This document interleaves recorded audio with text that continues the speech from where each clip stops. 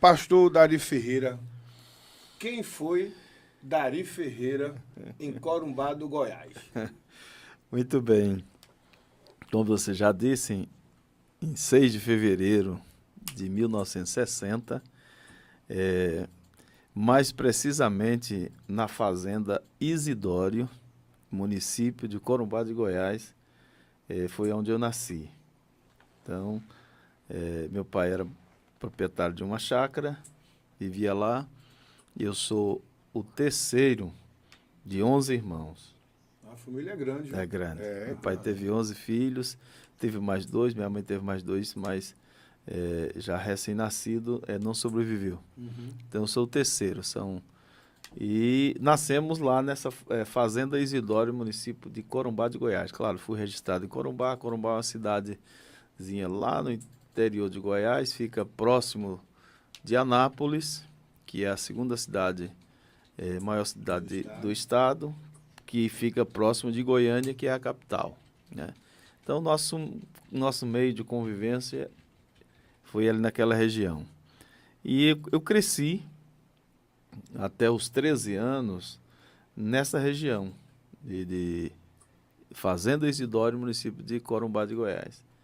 Meu pai era agricultor, já plantava e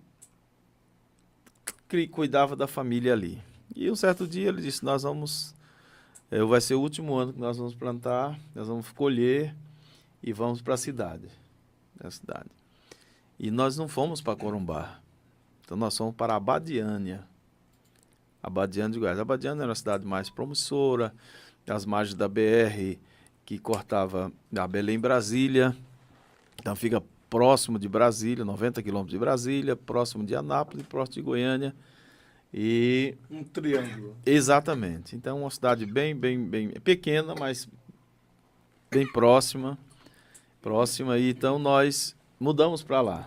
Eu tinha 13 anos, né? Então, até os 13 anos eu convivi com minha família. Depois, aos 13 anos, nós mudamos para essa cidade. E meu pai comprou casa e fomos trabalhar em empresas. Meu pai, claro, a gente de menor, não trabalhava e ficávamos estudando. Estudei em Abadiânia. Então foi até os 13 anos, estudei em Corumbá. Depois Abadiânia, foi onde eu continuei meus estudos. E tive uma vida assim bastante turbulenta na cidade de Abadiânia. Adolescente, jovem, cidade pequena. Me envolvi no álcool. Eu fui alcoólatra pesado na minha adolescência e na minha juventude. Então, era do peso mesmo. Como se diz, da bagaceira. Era bagaceira mesmo. Então, meu pai era alcoólatra e quando a gente era criança, a gente não conseguia pegar o copo, ele nos dava na colher, colocava a cachaça na nossa boca. Então, a gente aprendeu aí, né? Então, foi uma situação bastante... Quer dizer que foi iniciado por seu pai? Sim. Incentivado. Iniciado, botava numa colher. Exato. E a minha adolescência, então, dos 13 anos aos 20 anos, eu fui realmente muito envolvido com essa questão do mundo mesmo.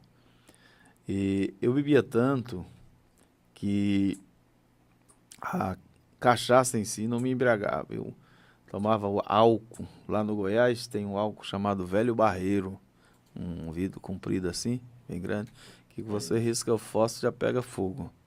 É forte. Bebia isso aqui, depois ia para as festas, socialmente, e aí eu bebia outras coisas, como se diz, mas já estava embriagado. Então foi uma vida muito difícil. Nesse período, que eu tinha talvez meus 17, 18 anos, meu pai se converteu. Meu pai se converteu ao Evangelho, aceitou a Cristo como Salvador, se libertou totalmente e ficou servindo a Deus na igreja Assembleia de Deus, na cidade de Abadiânia.